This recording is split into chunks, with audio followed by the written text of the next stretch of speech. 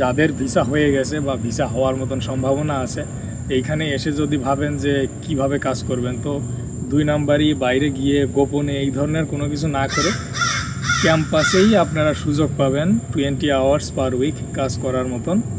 সেইটা পেলে হেঁটে গিয়ে কাজ করে আসবেন। তেমন কাজ বলতে কোনো ডিউটি না, শুধু বসে থাকা লাগে বা সামান্য যদি কোনো, ওটা ফিজিক্যালি আমাদের জন্য কষ্টের কোনো কিছু না।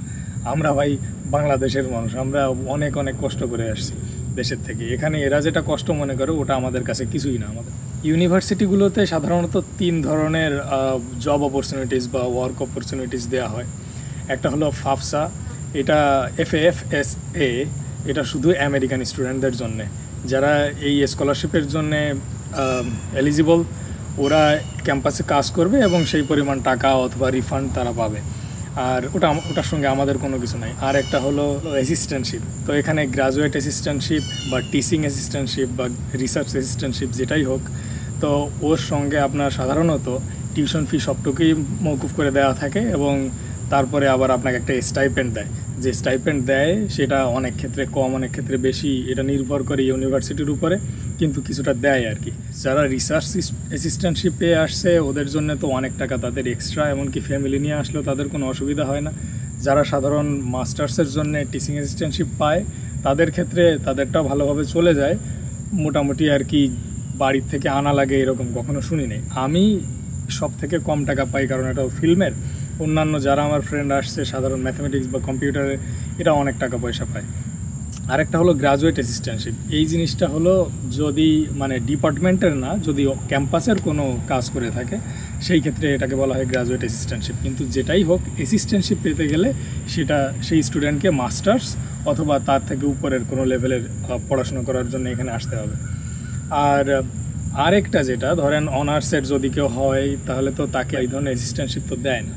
তাহলে তার ক্ষেত্রে কি, তার যদি কোনো কিছু না থাকে I-20তে, অথবা সে যদি এমন কোনো কিছু থাকে যে শুধু স্কলারশিপ পেয়েছে, অথবা যদি মাস্টার্স বা অন্য কেউ এমন হয়ে থাকে যে যার আসলে অন্য কোনো অ্যাসিস্ট্যান্টশিপ নাই কিন্তু ভিসা পেয়ে গেছেন অলরেডি, যদি এই রকম হয় তাহলে আমি অনুরোধ করবো যে কিছুদিন আগে এখানে আসেন, আসার পরে ক্যাম্পাসে কিছু জব খুঁজেন।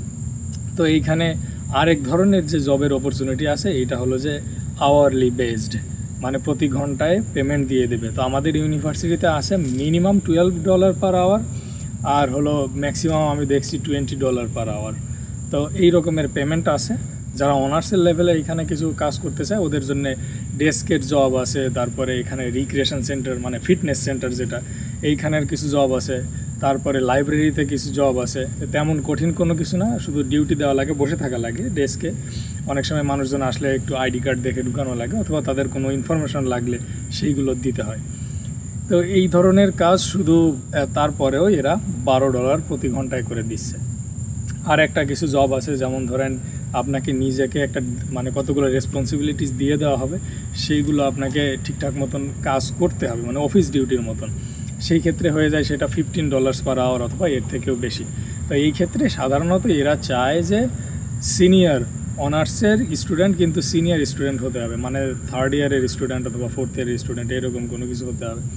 আর যদি মাস্টার্সের হয় তাহলে কোনো অসুবিধা নেই। তো এর থেকে সিনিয়র অথবা তার থেকে উপরের চাই, যদি $15 পার আওয়ার এই ধরনের কোনো কিছু অফার হয়ে থাকে। এটা ইউনিভার্সিটির উপর নির্ভর করে, আমি আমার ইউনিভার্সিটির কথা বলতেছি। তো এখানে এই ধরনের জব কেমন, কোনোটা হয় যে একটা special duty, social media handle করতে হয়, বিভিন্ন ডিপার্টমেন্টে এরকম আছে। তারপরে আছে ফটোগ্রাফি জব, সেটা আলাদা আলাদা জায়গার আলাদা আলাদা রেসপন্সিবিলিটিস আছে। হাউজিং সেক্টরেও জব খুঁজতে পারেন, ওইখানেও দেওয়া হয় প্রত্যেক মনে হয় একটা সেমিস্টার পরই কতগুলি স্টুডেন্ট জব ছেড়ে যায়, কারণ তাদের পড়াশোনা শেষ হয়ে যায়। তো সেই ক্ষেত্রে নতুন স্টুডেন্ট নেয়। তো আপনি এইখানে যদি একটু আগে আসেন, অথবা এইখানে যদি কেউ কোনো বাংলাদেশি ওই ধরনের পরিচিত কেউ থেকে থাকে, তাহলে তাকে দিয়ে বারবার খবর পাঠাবেন, মানে একটু রিকোয়েস্ট করবেন যে এইখানে বিভিন্ন ডেস্কে গিয়ে, লাইব্রেরি, ফিটনেস সেন্টার, এই ধরনের যা যা কিছু আছে, আর একটা হলো হাউজিং সেক্টর, এই 3টা জায়গায় একটু জিজ্ঞেস করতে। তা ওরা মোটামুটি চেষ্টা করলে কিছু একটা খুঁজে বের করতে পারবে। আর আপনি যদি এখানে আগে আসেন তাহলে একটু চেষ্টা করলে আপনিও সেই জিনিসগুলো পাবেন। 9 মাস না যাওয়া পর্যন্ত আপনি এইখানে আসলে 20 আওয়ার্স পার উইক কাজ করতে পারবেন। তো সেইখানে যদি আপনি ধরেন $12 করেও যদি ইনকাম করেন, আপনার স্কলারশিপ বা ওয়েভার সেটা যদি মোটামুটি কভার করে আপনার টিউশন ফি, $12 করে ইনকাম করলেও তাতে দেখা যায় যে আপনি প্রতি মাসে যে টাকা ইনকাম করবেন ওটা যথেষ্ট, ওটাতে আপনার চলে যাবে, ভালোভাবে চলতে পারবেন। ভিসা যদি পেয়ে যান তাহলে একটু আগে এসে ইউনিভার্সিটিতে চেষ্টা করলে আশা করি একটা কিছু ব্যবস্থা হবে। যারা ইন্টারন্যাশনাল স্টুডেন্ট এদের যদি আসলেই সেই রকম কমিউনিকেশন স্কিল বা বিহেভিয়ার যদি আসলেই ভালো থাকে, এমন না যে আপনি রিকোয়েস্ট করলেন আর আপনাকে দিয়ে দেবে। এইখানে ইন্টারভিউ নেয় মোটামুটি 3 জন বা 4 জন অফিসার বা এমপ্লয়ার, ওরা ইন্টারভিউ নেয়। ইন্টারভিউ নিয়ে শুধু আপনাকে না, যারা যারা অ্যাপ্লিকেশন করছে তাদের সবার ইন্টারভিউ নেয়। আর মানে কীভাবে অ্যাপ্লিকেশন করবেন তার জন্য আলাদা আলাদা ইউনিভার্সিটির আলাদা আলাদা রকমের ব্যবস্থা থাকে।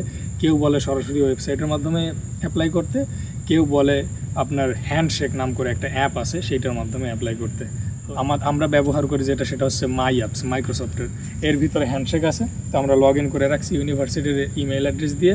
সেইখানে আমার ইউনিভার্সিটির যে সার্কুলারগুলো দেওয়া হয় সেগুলো খুঁজে বের করা যায়। যদি না পান তাহলে একজন মানে ইন্টারন্যাশনাল সেন্টার আছে বা বিভিন্ন সিনিয়র স্টুডেন্ট আছে, ওনাদেরকে জিজ্ঞেস করবেন যে কোথায় কোথায় এই ধরনের জব অপরচুনিটিসগুলো দেখা যায়, ইউনিভার্সিটির যেগুলো বিশেষ করে এইগুলো কোথায় দেখা যায়, বাইরের কোনো কিছু তো করতে পারবেন না। সেইগুলো একটু চেষ্টা করেন। আর বিভিন্ন অফিসে গিয়ে একটু জিজ্ঞেস করেন যে অনেক সময় ওনাদের ডেস্কের উপরে লেখা থাকে যে কিউআর কোড, এটা স্ক্যান করলে আপনাকে সরাসরি মানে গুগল যে ডকুমেন্টস আছে এইরকম ডকুমেন্টস বা ওদের আলাদা স্পেসিফিক ডকুমেন্টস দেওয়া থাকে, সেইখানে আপনি নিজের ইনফরমেশন দিয়ে আবেদন করে দিবেন। ওইখানে আপনার সিভি একটা পিডিএফ সিভি একটা বানায় রাখবেন, সেইটা ওইখানে আপলোড দিয়ে দিবেন। অনেক সময় জবের ক্ষেত্রে বলে যে আপনি কেন এই চাকরিটা নেওয়ার জন্য আগ্রহী, সেই ক্ষেত্রে একটা অফার লেটার বা একটা কিছু এই ধরনের লিখতে হয়। কভার লেটার লিখতে হয়। তো ওইটা আপনাকে লিখতে হবে। তাই প্রত্যেকটা জবের জন্য একই রকম, কিন্তু একটু ওই রেসপন্সিবিলিটিসগুলো কী সেই সঙ্গে একটু মিলায় লিখে দিন যদি লাগে। সাধারণত এই ধরনের আওয়ারলি জবের ক্ষেত্রে এত কিছু তারা চায় না, তারপরেও যদি চায় তাহলে তো আপনাকে এটা করতে হবে, কিন্তু উপায় নেই। আর একটা জিনিস, সেটা হলো রিকোয়েস্ট করতে তো কোনো নিষেধ নাই। তো আপনি মোটামুটি যদি দেখেন যে আপনার আর কোনো উপায় নাই, এই জব আপনার পাওয়াই লাগবে, তাহলে 2-1 জনকে যে রিকোয়েস্ট করেন যারা ওই কমিটিতে আসে বা যারা এই কমিটিকেও দেখাশোনা করে, এই ধরনের যদি কেউকে দেখে থাকেন বা জেনে থাকেন ইনফরমেশন যে কে উনি, তাকে একটা ইমেল দিয়েন বা সরাসরি সামনে গিয়ে একটু কথা বলেন যে আমার এই ধরনের অবস্থা, তো আমার তো